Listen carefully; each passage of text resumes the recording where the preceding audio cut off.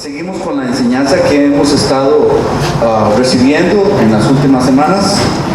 Hemos estado hablando de el engaño y yo les he estado diciendo de la necesidad enorme que tenemos de discernir, descubrir y prevenir el engaño. ¿De acuerdo? Descubrir, prevenir y discernir el engaño. Necesito seguirles mencionando y seguirles recordando que los tiempos en los que estamos tenemos que prestar mucha atención, porque hay muchos hombres cuyas mentes, sus vidas de ellos están dedicadas únicamente a crear realidades ficticias. Y estas realidades ficticias traen problemas sociales, traen confusión espiritual. Y la confusión espiritual existe, pero ya todos sabemos también que la confusión religiosa siempre ha existido. La confusión religiosa es algo horrible que tenemos enfrente nuestro y aún así, por eso es que yo necesito enseñarles a ustedes lo que la Biblia habla con relación a estas cosas.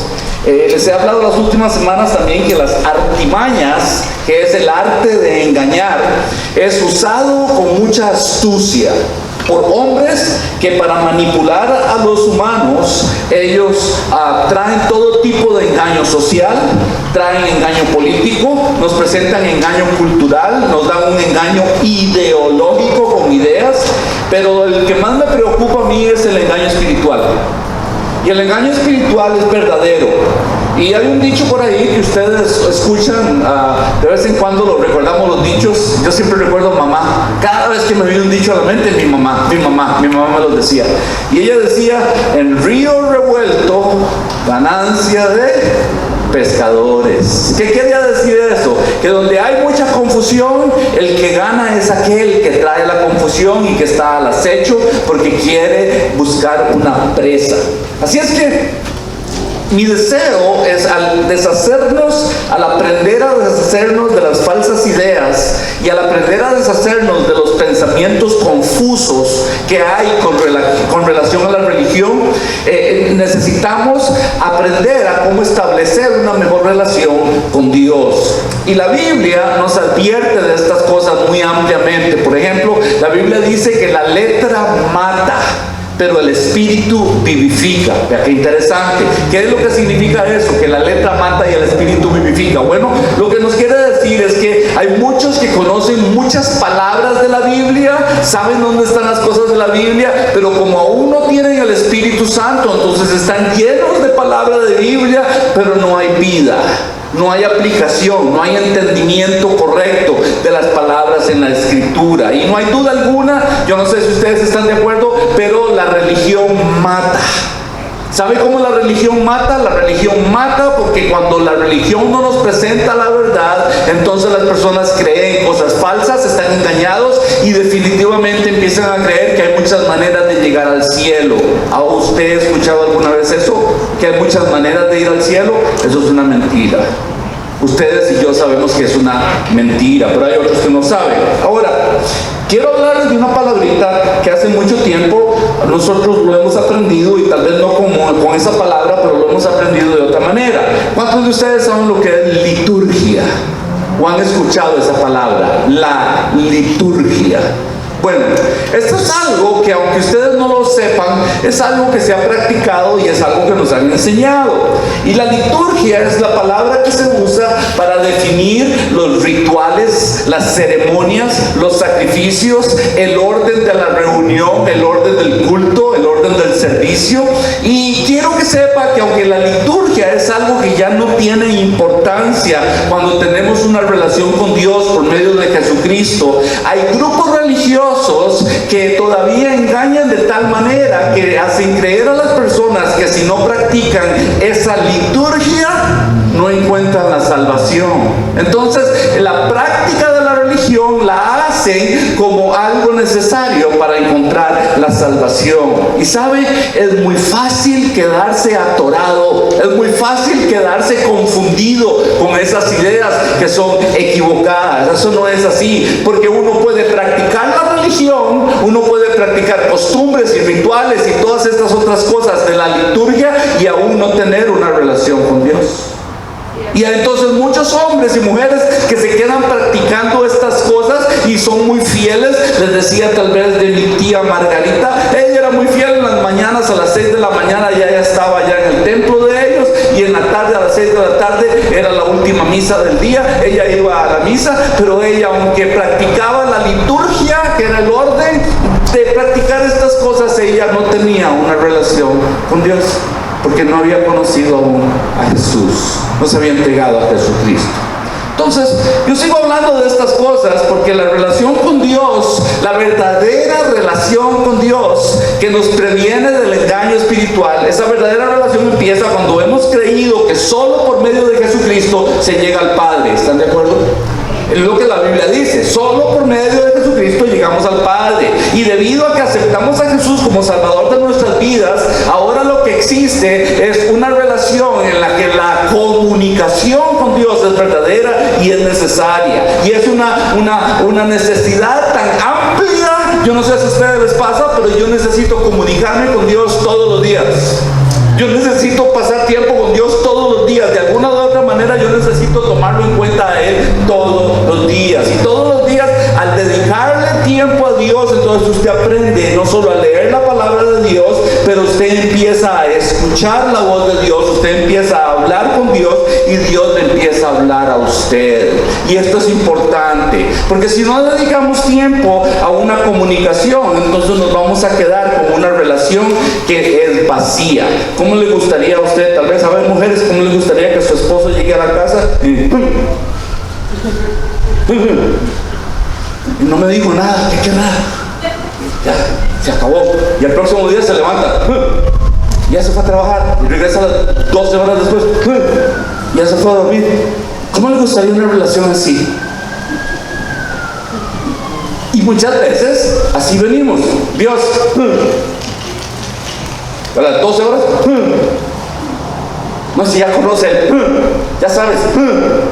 Y entonces empezamos a vivir vidas en las que nos acostumbramos que en lugar de tener una relación con Dios en la que hay una comunicación, entonces empezamos no lo escuchamos, no lo percibimos, y entonces perdemos en la relación con Dios. Al no haber comunicación, no nos damos cuenta cuando es que Dios nos está hablando, y muchos de nosotros empezamos a decir, es que quiero que Dios me hable, quiero que Dios me diga cosas, quiero que Dios me dirija. No es cierto, y aún así Dios nos ha estado hablando, pero nosotros somos los que tenemos una maña de hacerlo a nuestra manera y no le prestamos atención a Dios. Entonces vean lo que sucede.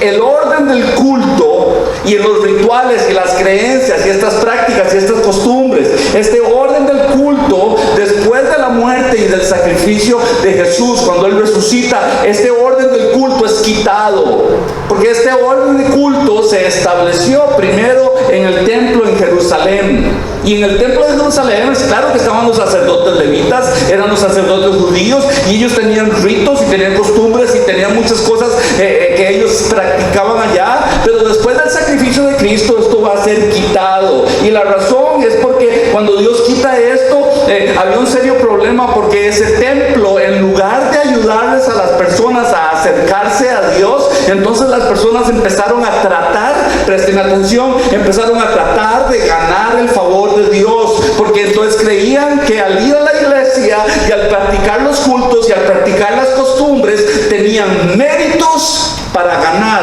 el favor de Dios. Entonces la religión se volvió en una práctica donde lo que usted practicaba era para hacer méritos ante Dios, para ganar puntos ante Dios, para que Dios le fuera favorable a usted. Y esa práctica yo creo que la hemos heredado hasta nuestros días. Doy gracias a Dios que eso está cerrado allá para adentro. Doy gracias a Dios que podemos tener iglesia aquí afuera y no hay necesidad de lo que ese edificio representa.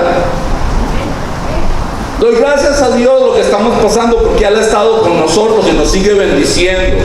Pero aprender la verdad y descubrir el engaño es algo que, a menos que estemos enfrente de ello, viéndolo y queriéndolo ver, no lo vamos a poder distinguir. Entonces los rituales, las ceremonias, los sacrificios, las reuniones como ellos las hacían, ya no iban a existir más, porque las personas, ya les dije, en lugar de acercarse a tener una relación y una comunicación con Dios, ellos venían al templo solo a cumplir. ¿Y cómo cumplían? Mataban animales, traían vacas y ovejas y palomas, y entonces con eso, ¿qué hacían? Venían y ofrecían un sacrificio, y ya para la noche estaban haciendo lo mismo que siempre hacían: pecar, vivir mal, vivir fuera de la voluntad de Dios. Pero es que tenemos templo, y tenemos el único templo en todo el mundo, y tenemos al único Dios, y tenemos los únicos sacerdotes verdaderos, y entonces se llenaban de arrogancia y de orgullo. Imagínense qué horrible. Entonces, ¿cómo Dios podría estarlos viendo por el abuso espiritual y religioso que ellos estaban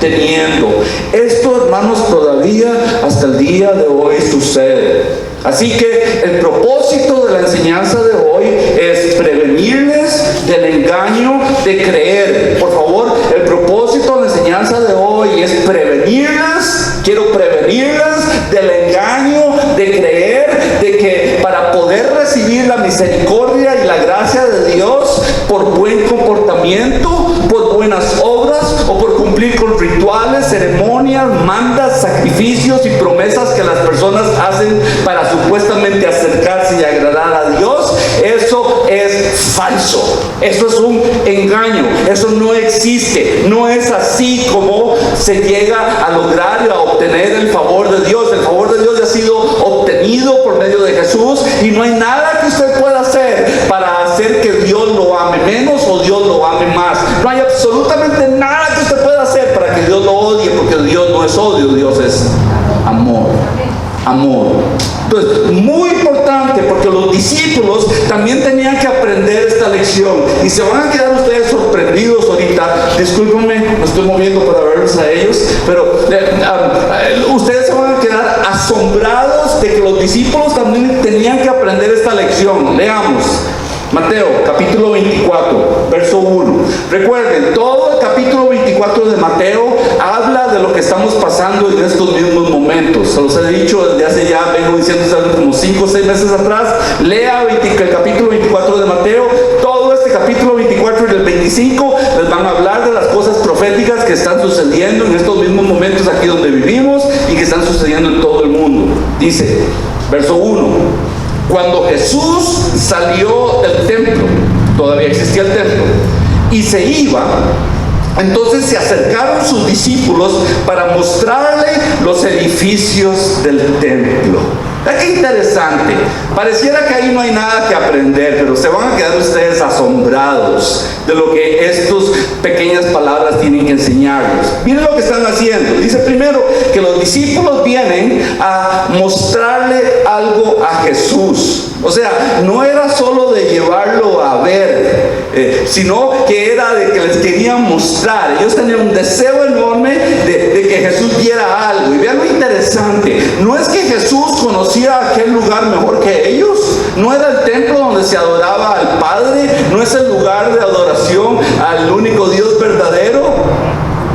No conocería a Jesús mucho mejor que ellos aquel lugar. No le era desconocido. ¿Qué le podían mostrar a Jesús que Jesús no conociera?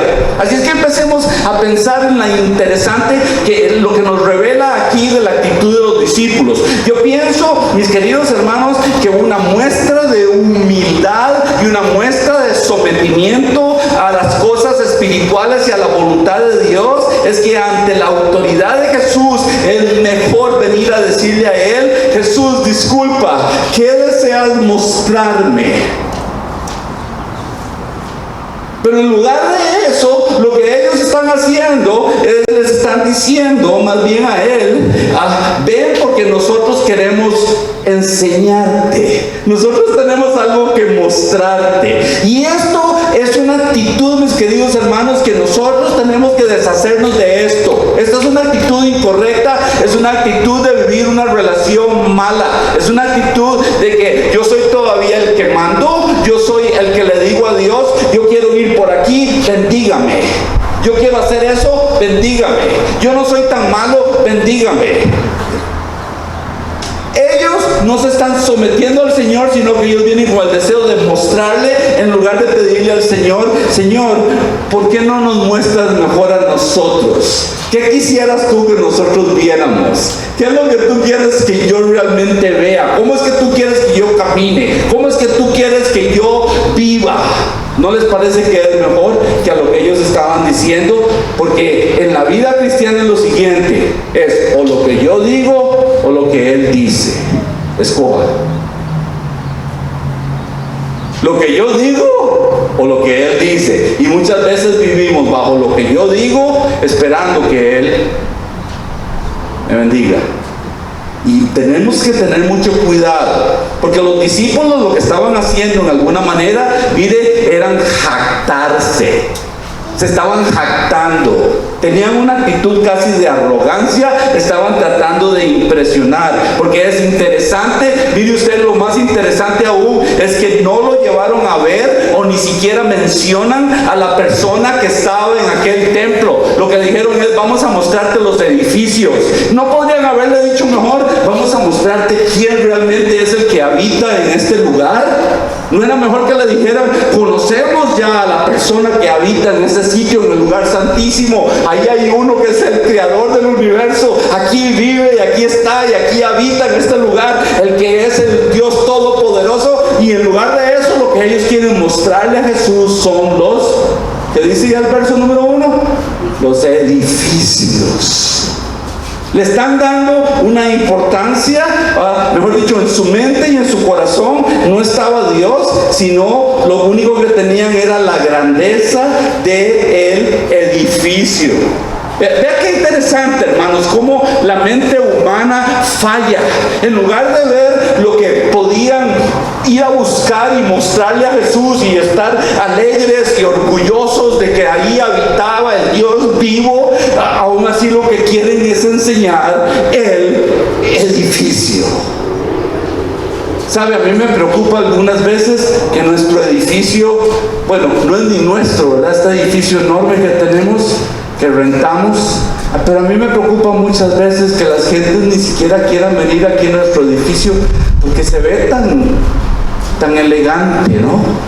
No es cierto que nuestro edificio es un edificio elegante, pero no es nuestro, no nos pertenece, solo rentamos aquí.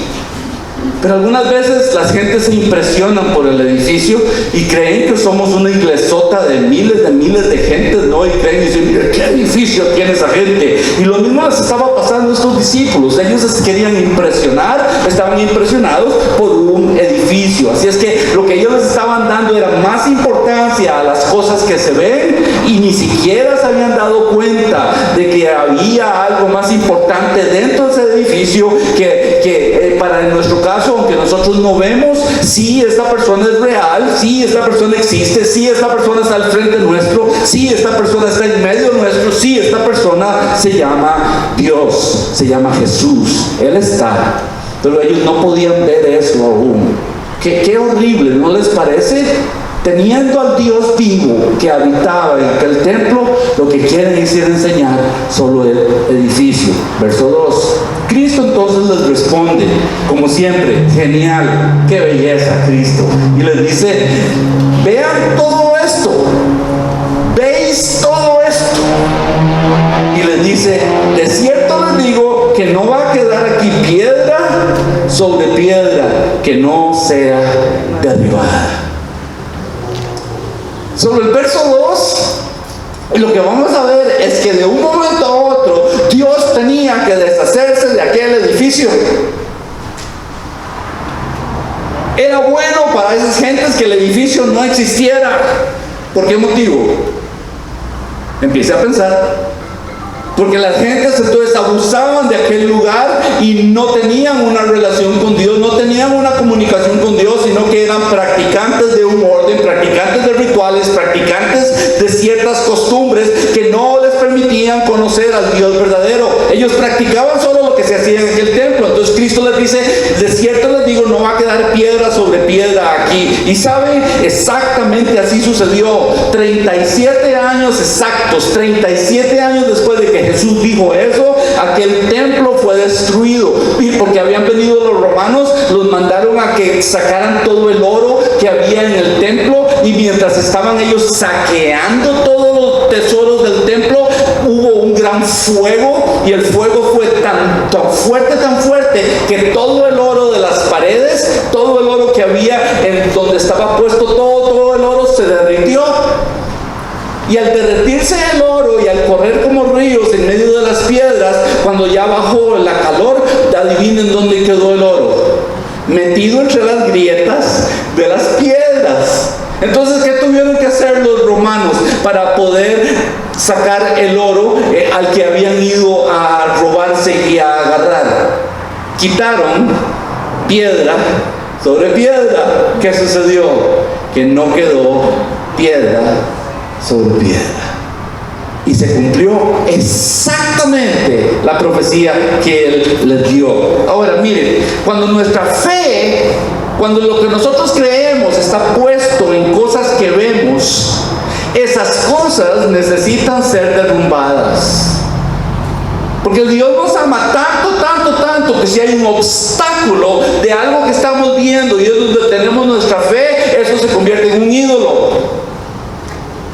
Y los ídolos no son solo cosas de madera y cosas hechas de metal. Los ídolos son muchas diferentes cosas que uno puede tener. Es lo que le da a uno un motivo de adorar y motivo de enorgullecerse, pero es un obstáculo para tener una relación y una comunicación verdadera con Dios. Por eso hay cosas que suceden, hay veces en la vida de los cristianos, y los cristianos dicen, pero ¿por qué me está pasando esto? Porque Dios te quiere tanto que quiere derrumbar tu ídolo. Y va a derrumbar tu ídolo, y va a quitar tu ídolo, porque es más importante el amor de Dios. Entonces ellos tenían que ser sacudidos, aquel templo tenía que ser derrumbado para que ellos pudieran aprender a practicar la verdadera fe. Porque aprender a ver lo que no se ve, aprender a ver lo que sí existe, eso, hermanos, no es fácil. Tiene usted que hacer un esfuerzo, y para encontrarse con Dios, la misma Biblia me dice que si alguno no cree en que Dios existe, dice que no hay manera de que pueda entonces hablar con un Dios con el que no cree. O habla también de que la fe es algo en lo que uno tiene que creer en que Dios realmente es Dios y que Él da recompensas a aquellos que lo buscan. Entonces imagínense el problema que tenían enorme, porque entonces el templo era un obstáculo para que ellos pudieran ver a lo invisible, porque tenían algo tan grandote que era visible al frente y no podían ver detrás del templo. Todavía ahí habitaba Dios en ese lugar. Entonces la ceguera y la sordera, la ceguera espiritual y la sordera espiritual pueden ser fácilmente aceptadas como algo normal. Y podemos estar sordos y ciegos y podemos creer de que es algo normal, de que así es la vida con Dios. Pero Cristo explicó estas cosas de una manera muy directa. Los discípulos le dijeron, ¿y por qué les hablas a ellos en parábolas? Y Jesús les dijo, bueno, les hablo en parábolas para que ellos viendo no vean, y para que ellos oyendo no escuchen. Quiero preguntarle, ¿cuántos de ustedes no entienden lo que acabo de decir? En serio, la verdad, gracias. Ok, se lo vuelvo a decir. Cristo les habló por parábolas y les dijo, para que ellos viendo no vean y para que ellos oyendo no escuchen. ¿Tiene sentido? No, ¿verdad? O sea, Cristo les quería hablar para que no entendieran. Cristo les quería decir cosas para que no pudieran ellos entender. En realidad sí, lo que Cristo quería hacer era provocarles a ellos el deseo de saber, quería provocarles el deseo de conocer, quería provocarles el deseo de ver más allá, de buscar a Dios y de creer en un Dios que no podían ver.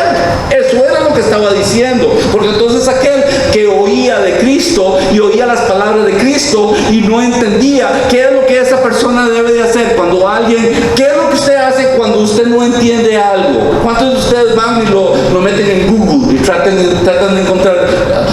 Es lo mismo con el Señor, es lo mismo con la Biblia, es lo mismo en su relación con Dios. Pero si uno no busca la respuesta de Dios, ¿cuántos de ustedes creen entonces que vamos a encontrar en lugar de la verdad de Dios? Tal vez podemos entonces ser engañados, porque entonces nos dan cosas que no son como Dios quiere que las aprendamos. Recuerdo que por ahí dicen que no hay peor ciego que el que no quiere ver. Estoy de acuerdo, pero yo debería añadir, y no sé si por ahí está ese dicho y lo tuve que anotar, pero no hay peor sordo que el que aún oyendo no escucha.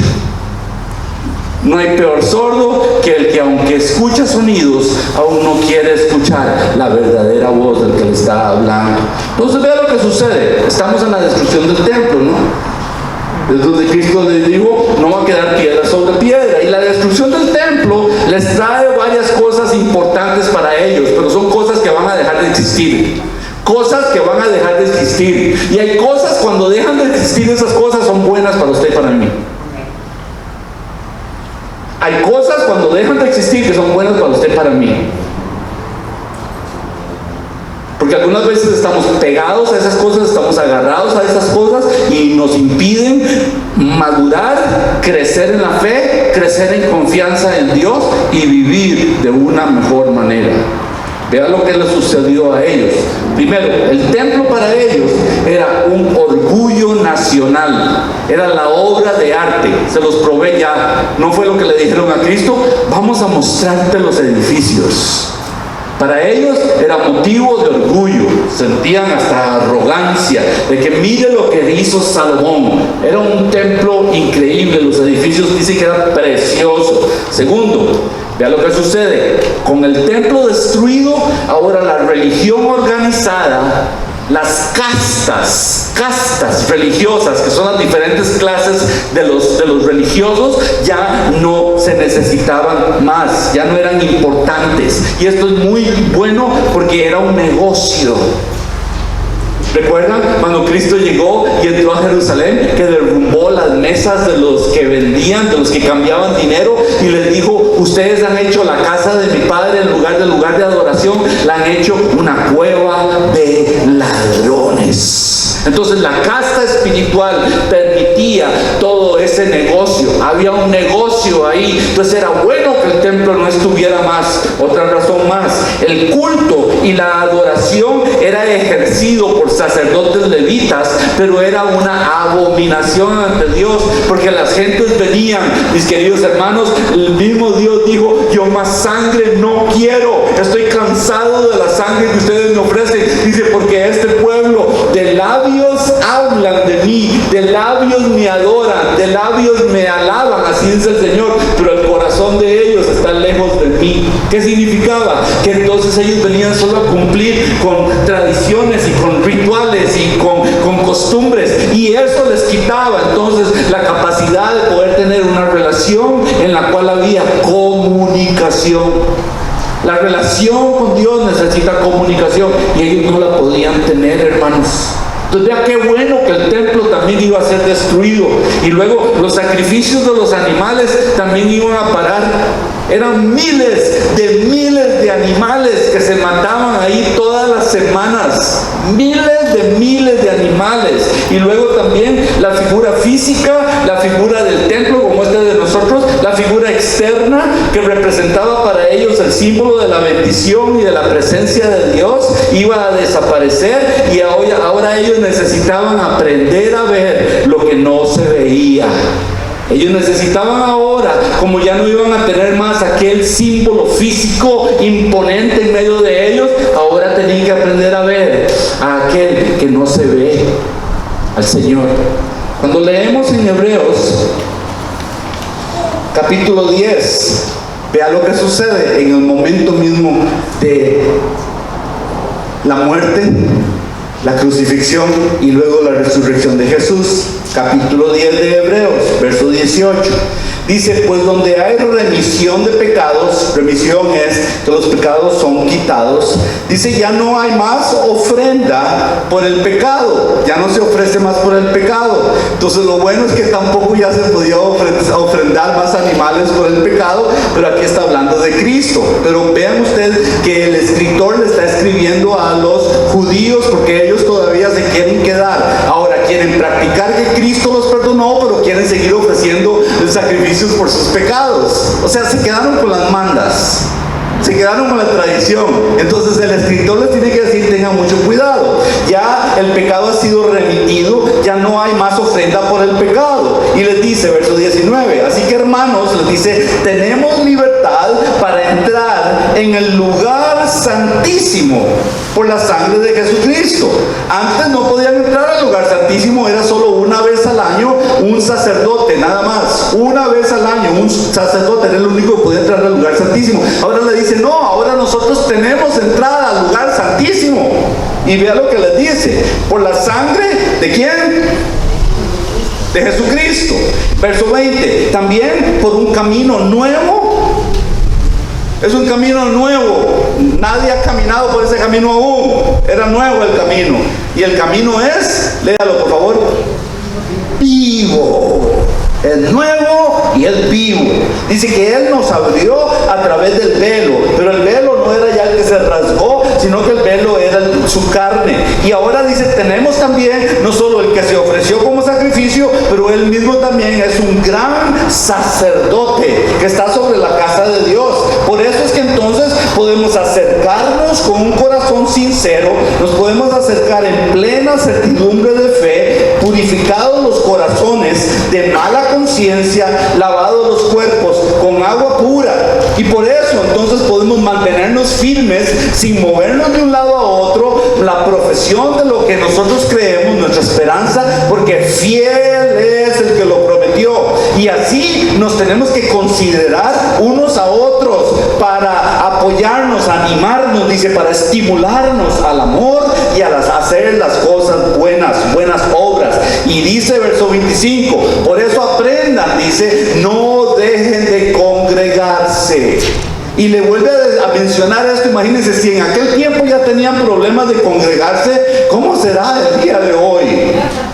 Es peor. Pero vea por qué les dice que no dejen de congregarse. Ahí está la razón. La razón dice, no dejen de congregarse como algunos tienen por costumbre, sino exhórtense, o sea, anímense, llámense la atención, y tanto más cuando veáis o veis que aquel día se acerca. ¿Sabe cuál día estaba hablando desde hace 2000 años atrás? Estaba hablando del regreso del Señor. Ya desde hace tanto tiempo atrás le estaba diciendo, anímense el uno al otro, que los encuentre el Señor juntos, que los encuentre el Señor congregados, que los encuentre el Señor practicando lo que ustedes creen, alabándole a Él como congregación. Y la razón por la que Él quiere que lo hagamos es porque nosotros juntos somos el cuerpo de Jesús.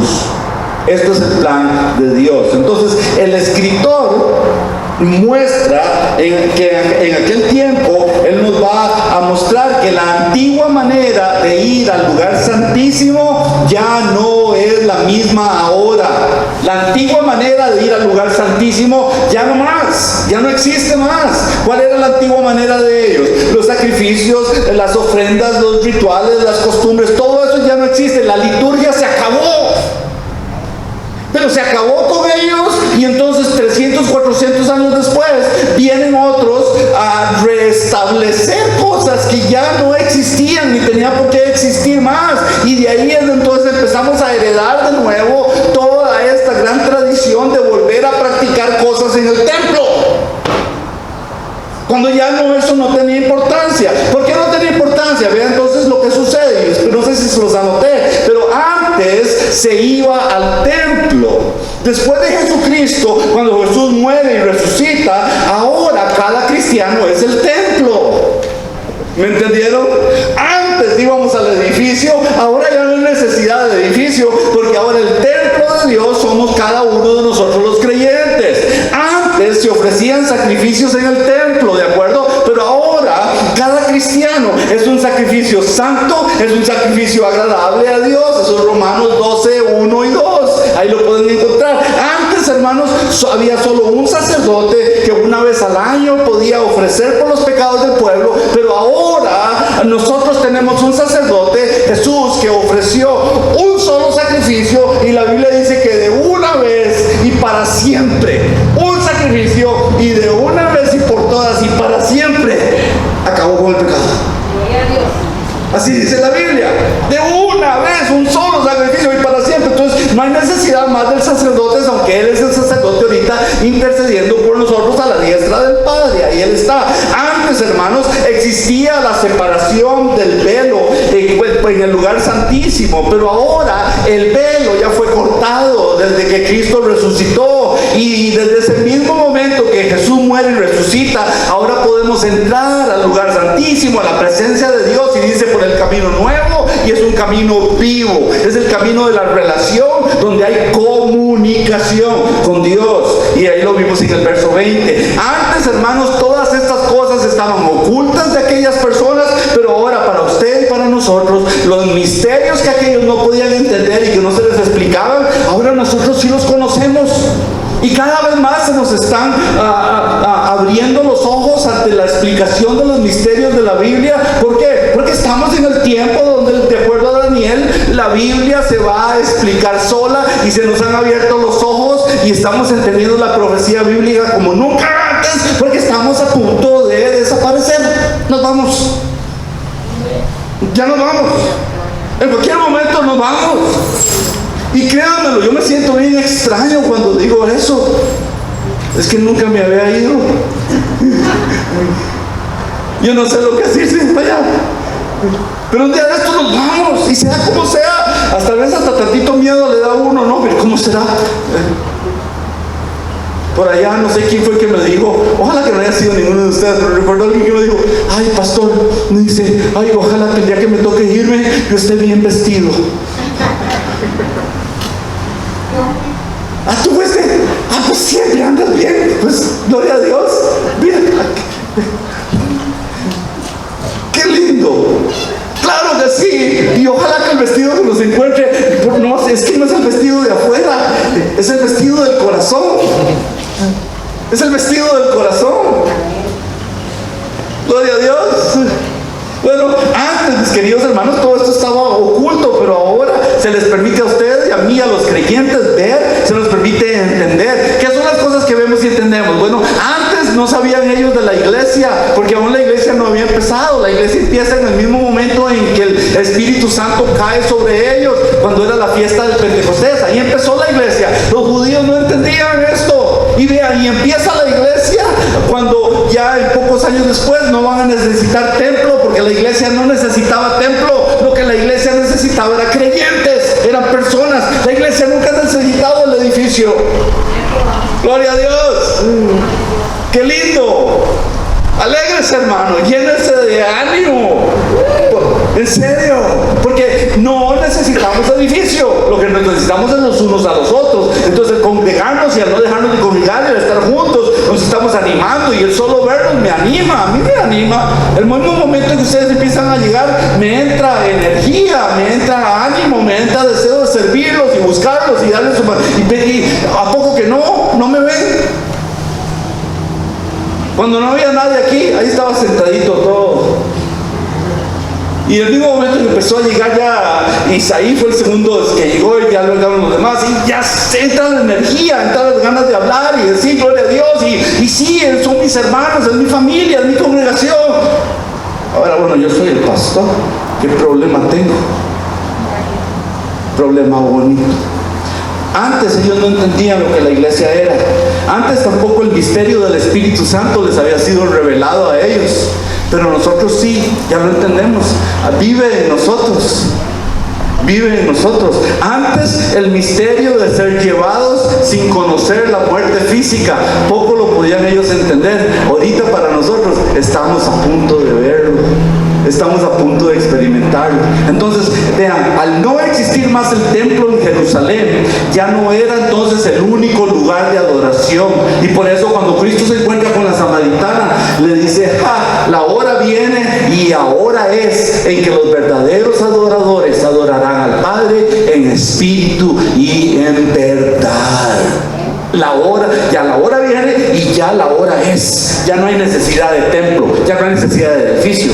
Lo que se necesita es verdaderos adoradores que adoren al Padre en espíritu y en verdad. Por eso la Biblia también nos dice que busquemos a Dios mientras Dios puede ser hallado. Nos dice la Escritura, buscar a Dios mientras todavía pueda ser hallado. Entonces, al no existir más el templo en Jerusalén, que era y ha sido el lugar que Dios escogió, ese lugar, porque Dios le plació, Él quería habitar en ese lugar, Él lo hizo solo para mostrarnos una manera de ir a Él, pero no lo hizo para que las personas adoraran el templo y adoraran aquella cosa. No, Él lo que quería es que lo adoraran a Él, el Creador. Él no quería que adoraran lo que había sido creado.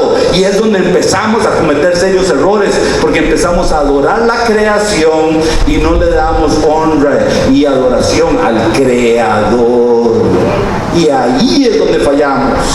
Fallamos ahí porque estamos maravillados de todo lo creado y fallamos en reconocer que el Creador es mayor que todas las cosas creadas. Entonces, ahora no solo vive Dios por medio del Espíritu Santo dentro de nosotros, hermanos, sino que también Dios nos da una nueva identidad y Dios nos asegura, hermanos, de lo que somos para que nadie nos engañe. Vea qué interesante.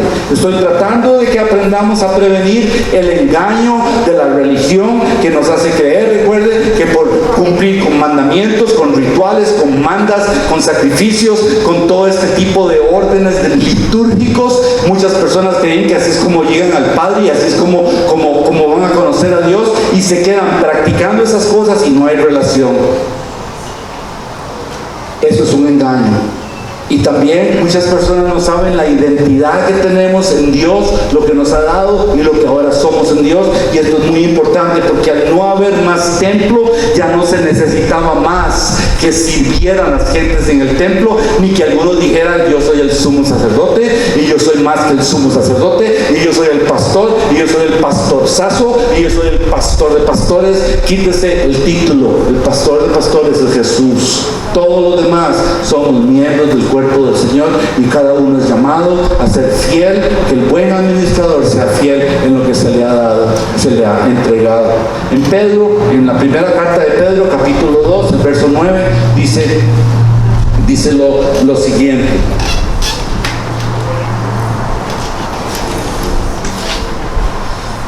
mas vosotros, vea qué interesante, mas ustedes, nosotros somos un linaje escogido, somos un real sacerdocio, somos una nación santa, somos un pueblo adquirido por Dios.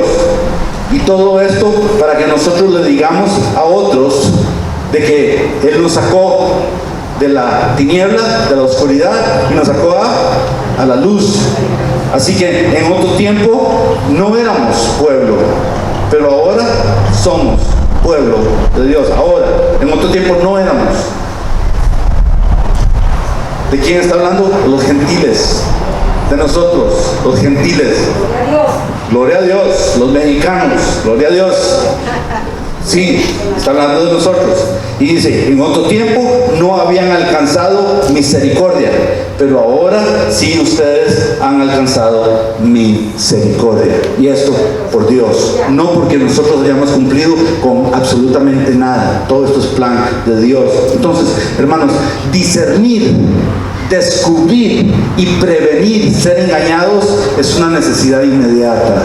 Es una necesidad que usted tiene de saber, porque constantemente en estos días de conflicto hay engaño, constantemente en estos días donde hay guerra, donde hay pestes, que es la pestilencia, donde hay confusión religiosa, donde hay ideologías políticas que nos dividen y que quieren dividir la iglesia. En estos días tenemos que entender que todo esto es contrario a la voluntad de Dios. Lo que Dios desea es que nosotros como iglesia tengamos una relación con Él y que abracemos todos juntos nuestra identidad, sin importar el color de la piel.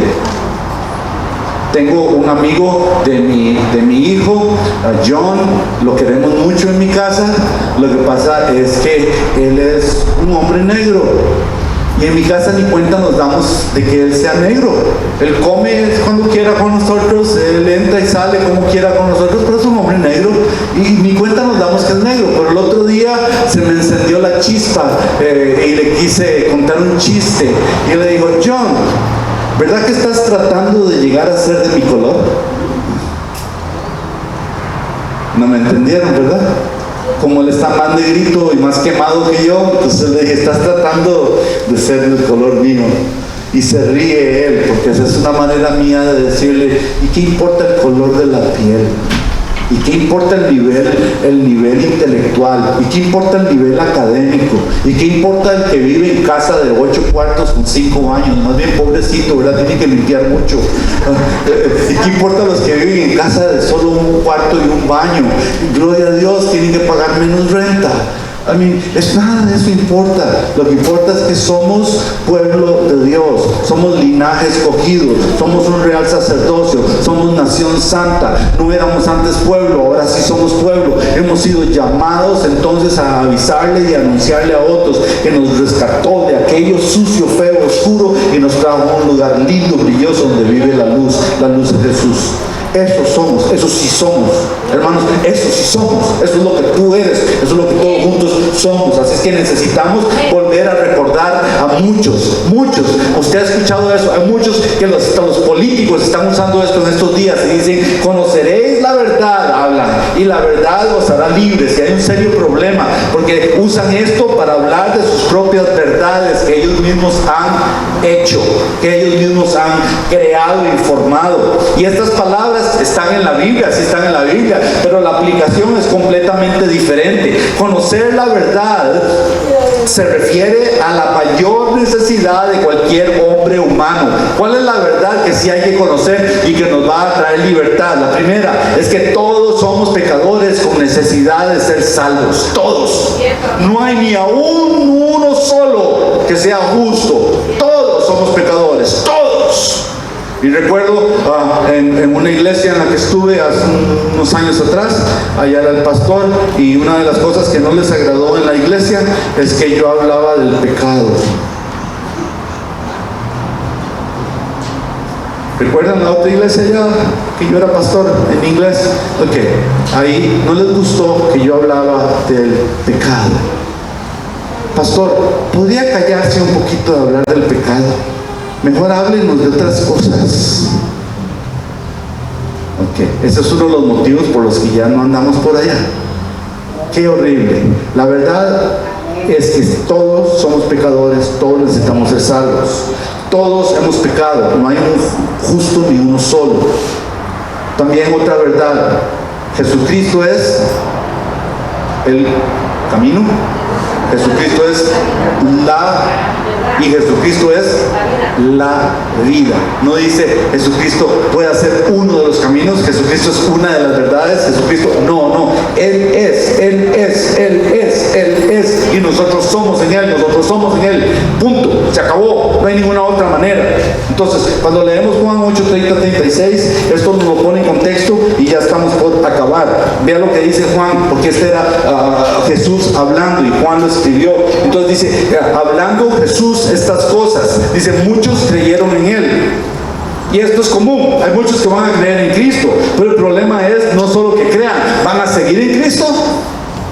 ¿Quieren seguir con Jesús? ¿Seguirán con Jesús? Y vean lo que entonces Jesús les dijo. Dijo Jesús a los judíos que habían creído en Él: si ustedes permanecen en mi palabra, ¿qué es permanecer? Si ustedes obedecen mi palabra, si ustedes obedecen lo que yo les digo, entonces dice, ustedes van a ser verdaderamente mis discípulos. ¿Qué es ser un discípulo? Alguien que obedece lo que Dios dice. Eso es un discípulo. Y dice entonces, los discípulos, los que obedecen lo que Dios dice, van a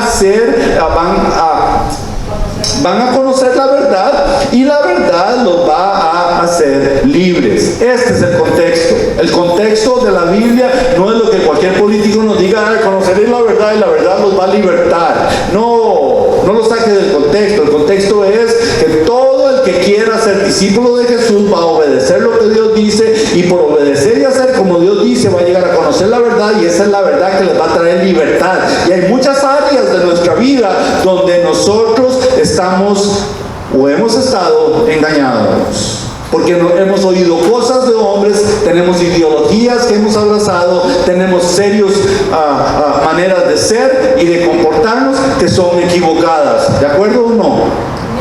Yo tengo cosas que necesito que Dios trate conmigo, y es ahí donde Dios me deja claro. Verso 33. Entonces ellos le respondieron: oh no, nosotros somos descendientes de Abraham y nunca hemos sido esclavos. ¿Cómo dices tú que necesitamos libertad? ¿Cómo dices eso? Entonces Jesús les dice: oh, muy sencillo, yo les digo, todo aquel que hace pecado, esclavo es del pecado. Y el esclavo no queda en la casa para siempre, pero el hijo sí queda para siempre. Así que si el hijo es el que los liberta, seréis verdaderamente libres. Cuando lean ustedes, si pueden en la casa, lean todo ese capítulo 8 de Juan, porque van a ver ustedes cómo ellos siguen discutiendo, y entonces se agarran a discutir con Jesús con argumentos tremendos, y entonces le tiran a Jesús y le dicen a Jesús: ¿cómo vas tú a libertarnos de nosotros? Nada, nosotros no somos hijos de pecado. Y así le dijeron a Jesús. Lo que le estaban diciendo es: nosotros sabemos que tú eres un bastardo. Así le estaban diciendo a Jesús. Y entonces Jesús no pudo aguantar la blasfema de ellos, y Jesús se volvió, ahí en el capítulo 8 de Juan, lean en la casa cuando van, y Jesús se vuelve y le dice: ustedes son hijos de su padre, y su padre es el diablo. Y así les dijo a esos religiosos. Así les dijo. Qué horrible, qué pesado, ¿no? No se aguantó Jesús y tuvo que decirles eso. Entonces, hermanos, en estos tiempos en los que estamos de revolución y de justicia social, en estos tiempos de confusión religiosa, en estos tiempos de ideologías completamente contrarias a lo que la palabra de Dios nos dice, tenemos que entender que la verdadera libertad de la que habla la Biblia es ser libres de la ley del pecado y de la ley de la muerte. Y el deseo de Dios para usted y para mí es no solo prevenirnos, hermanos, óigame, estamos por acabar, ya ahorita nos vamos, pero Dios nos quiere prevenir y nos quiere librar del engaño que nos están dando diariamente, nos están bombardeando ideológicamente, culturalmente, socialmente, y la iglesia no puede permitir ser dividida espiritualmente, porque la guerra es por la vida o por la muerte. Hermano, la guerra es por la vida o por la muerte. Así de sencillo lo que estamos enfrentando, y estamos hablando de vida eterna.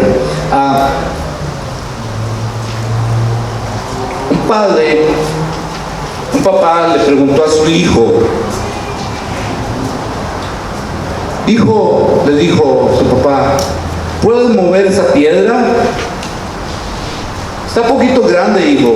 ¿La viste? Ahí está. ¿La puedes mover?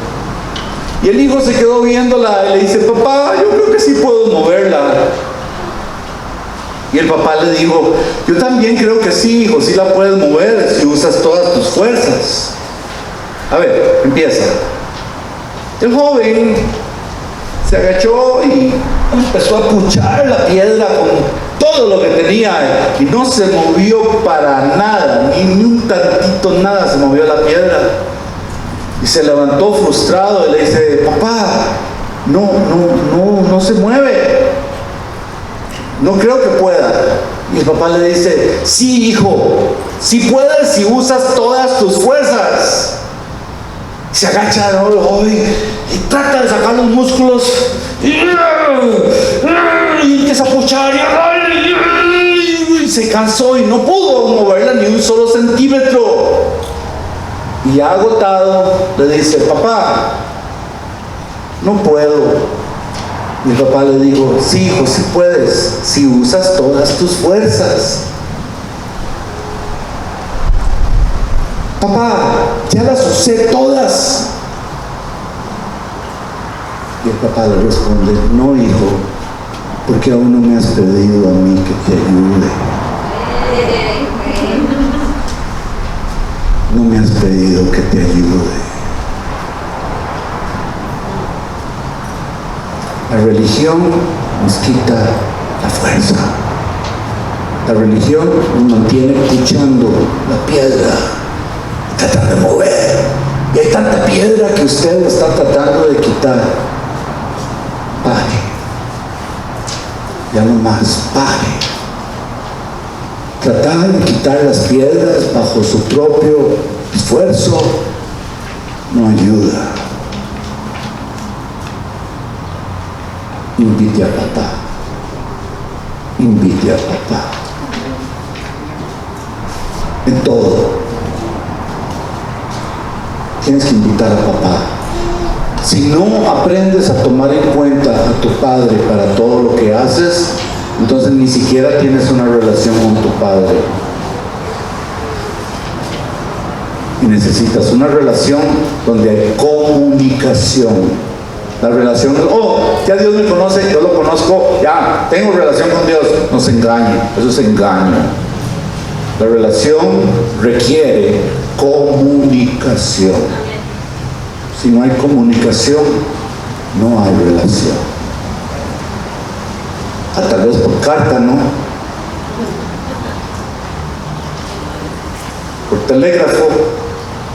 Allá te mando la oración, Señor. ¿Hace cuánto que oraste realmente con tu corazón? Hace como apenas un mes apenas. Tú lo hacías un año, pero ahora solo un mes. No. Vamos, hermanos. El tiempo en el que estamos requiere que usted comunique con Dios todos los días, varias veces al día. Usted necesita aprender a hacer eso.